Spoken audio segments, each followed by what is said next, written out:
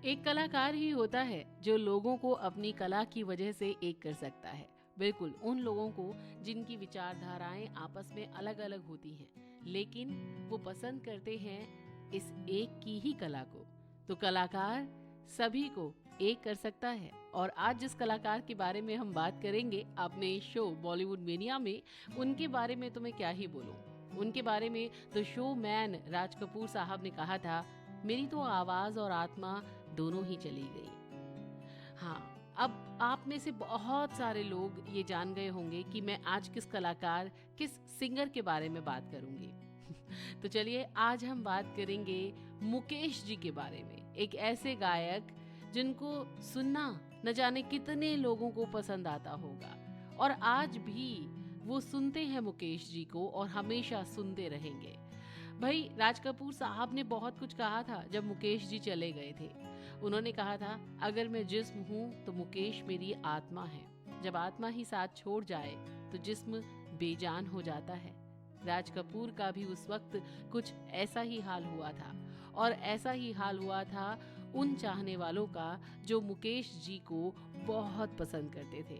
तो बॉलीवुड के इस हीरे को, बॉलीवुड के इस नगमे को आज हम सल्यूट करेंगे अपने इस शो बॉलीवुड मेनिया के जरिए। आरजे बीजे का नमस्कार स्वीकार करिए। और डेफिनेटली अगर आपको मुकेश जी के बारे में बहुत कुछ बातें जाननी है तो फिर आपको मेरे इस वीडियो पर शुरू से लेके एंड तक बने रहना पड़ेगा, और आपको ये भी बताना पड़ेगा कि मुकेश जी का वो कौन सा गाना है जो राज कपूर के ऊपर आपको बहुत अच्छा लगा। राज कपूर साहब के लिए मुकेश जी ने जो जितने भी गाने गाए हैं उनमें से आपका फेवरेट गाना मुझे जल्दी से कमेंट बॉक्स में बता दीजिएगा। तो चलिए शुरुआत करते हैं आज के इस सफर की। भाई मुकेश जी के दर्द भरे नगमे हमेशा के लिए अमर हो चुके हैं। हर उम्र के लोग उनके गानों को, उनके गीतों को पसंद करते हैं, चाहे वो गाना हो जीना यहाँ मरना यहाँ, या फिर ये तो गाना हम आज भी सुनते हैं और बहुत शौक से, छोटे बच्चे हों चाहे बड़े लोग हों, इस गाने को पसंद करते हैं। मेरा जूता है जापानी, ये पतलून इंग्लिशतानी, और एक और गाना जाने कहाँ गए वो दिन। आप में से कितने लोगों ने ये गाना गाया होगा जब आप लोग उदास होंगे, है ना। और एक गाना तो कभी नहीं भूलती, क्योंकि मेरे पापा इस गाने को बहुत गुनगुनाते हैं, सजन रे झूठ मत बोलो खुदा के पास जाना है। और एक गाना जब सावन का महीना आता है तो आप लोग गुनगुनाते हैं, सावन का महीना पवन करे शोर। तो ये सारे गाने ऐसे गाने रहे, और न जाने कितने ही गाने मुकेश जी ने गाए जो ऐसे गाने रहे जो कि हमको आज भी याद हैं और हमेशा याद रहेंगे और हमेशा गुनगुनाते रहेंगे। भाई जिस तरीके से शानदार मुकेश जी ने गाने गाए, अक्सर मुकेश कहा करते थे, मेरे सामने 10 हल्के गीत हों, एक उदासी से भरा हो, तो मैं 10 गीत छोड़ दूंगा और उदासी भरा गीत चुनूंगा, क्योंकि उनकी जो आवाज़ थी ना, वो सैड सॉन्ग्स पर ऐसे फिट होती थी जैसे कि पता नहीं सिर्फ उनकी ही आवाज़ सैड सॉन्ग्स के लिए बनी हुई है। उनका पूरा नाम मुकेश चंद्र माथुर था, जो हम आज मुकेश जी के रूप में जानते हैं। लेकिन अगर हम उनकी प्रतिभा की बात करें तो भाई वो प्रतिभा आज भी लोगों को अपनी ओर खींचती है। 22 जुलाई 1923 को दिल्ली में पैदा हुए मुकेश की फिल्मी दुनिया में एंट्री की कहानी बहुत अलग है, बहुत दिलचस्प है। हुआ यूं कि मुकेश ने 10th क्लास की परीक्षा पास करके दिल्ली लोक निर्माण विभाग में सहायक सर्वेयर की नौकरी कर ली थी, और इसी बीच उनकी बहन की शादी थी जिसमें बारात आई हुई थी। मेहमानों की देखभाल में मुकेश लगे हुए थे। नाश्ता खाना ये सब होने के बाद लोगों ने मुकेश जी से एक फरमाइश कर दी, जो ये जानते थे कि वो बहुत अच्छा गाते हैं। तो मुकेश जी ने गाना गाया, और ऐसा गाना गाया कि पूरी महफिल का दिल जीत लिया। महफिल जो थी वो पूरी रात झूमती रही। अगले दिन सुबह बारातियों में शामिल एक रिश्तेदार उनके पापा के पास पहुंचे और मुकेश जी को मुंबई ले जाने की बात कहने लगे। उन्होंने कहा कि आपका बेटा बहुत अच्छा गाता है और हम चाहते हैं कि इसे मुंबई लेकर जाएं और फिल्मों में गवाएं। पापा को ये बात समझ नहीं आई, मतलब मुकेश जी के जो फादर थे उनको ये बात समझ नहीं आई और वो थोड़ा सा डर गए थे। पता है क्यों? क्योंकि अभी अभी तो बेटे की नौकरी लगी है और अभी ये मुंबई चला जाएगा। फिर मुकेश जी को मुंबई ले जाने का ऑफर किसने दिया, ये आपके दिमाग में जरूर आ रहा होगा।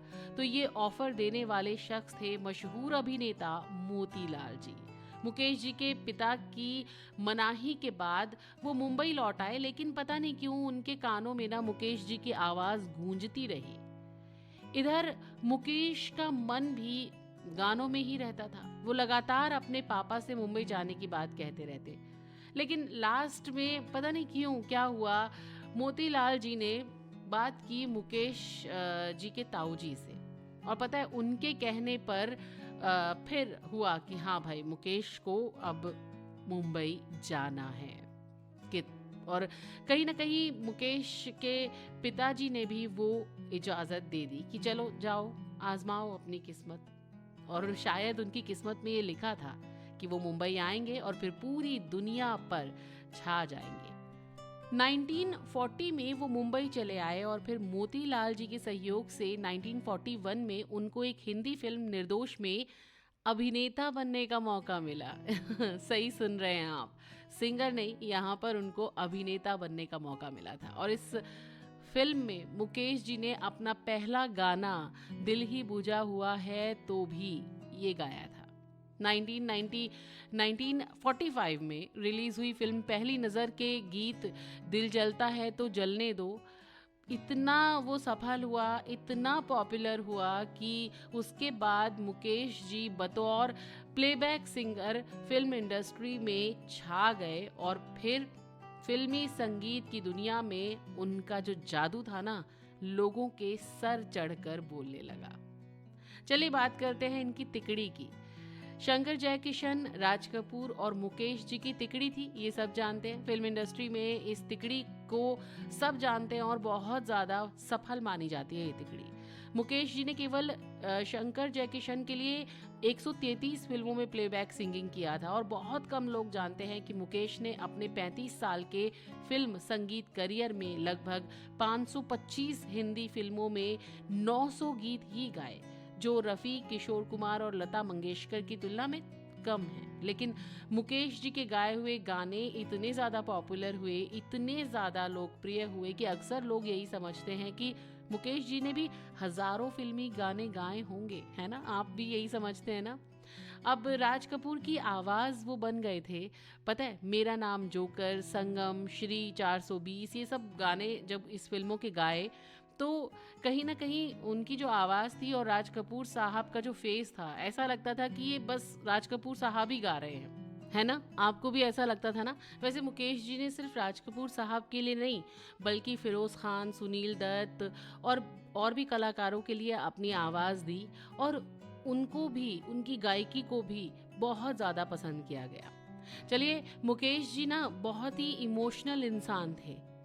क्या कहानी है इस इमोशन को लेकर के, उनके संवेदनशील इंसान होने को लेकर के, ये मैं आपको अगले पॉडकास्ट में बताऊंगी, अभी तो नहीं बताऊंगी। तो अगर आप नए हैं मेरे YouTube चैनल पर तो अगला पॉडकास्ट सुनना है ना आपको, तो मेरे चैनल को सब्सक्राइब ज़रूर कर लीजिएगा। कमेंट करिएगा जो सवाल मैंने आपसे पूछा है उसके लिए, या फिर अच्छा लगा है तो भी आप कमेंट कर सकते हैं। लाइक बिल्कुल कर दीजिएगा, शेयर करिएगा और बस सब्सक्राइब कर लीजिएगा। आपके साथ की ज़रूरत है, अपना साथ दीजिए। और हाँ, मेरे फेसबुक के जो फॉलोअर्स हैं ना, प्लीज़ प्लीज़ प्लीज़ उनको भी मैं यही बोलूँगी, अपने फेसबुक पर मैं आपको अपना यूट्यूब चैनल का लिंक दे रही हूँ, आप उसको क्लिक करके मेरे चैनल को सब्सक्राइब ज़रूर करिए।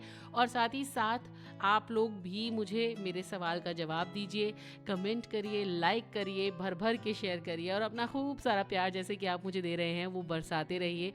और बस यही कहूँगी मैं कि हमारा जो ये सफ़र है बिना रोके टोके चलता रहेगा, अलग अलग चीज़ें मैं आपके लिए लाती रहूँगी। तो आज के पॉडकास्ट में बस इतना ही। अगले पॉडकास्ट में मुकेश जी की बहुत सारी बातें फिर लेकर आऊँगी आपके लिए। तब तक के लिए मुझे दीजिए इजाज़त। नमस्कार।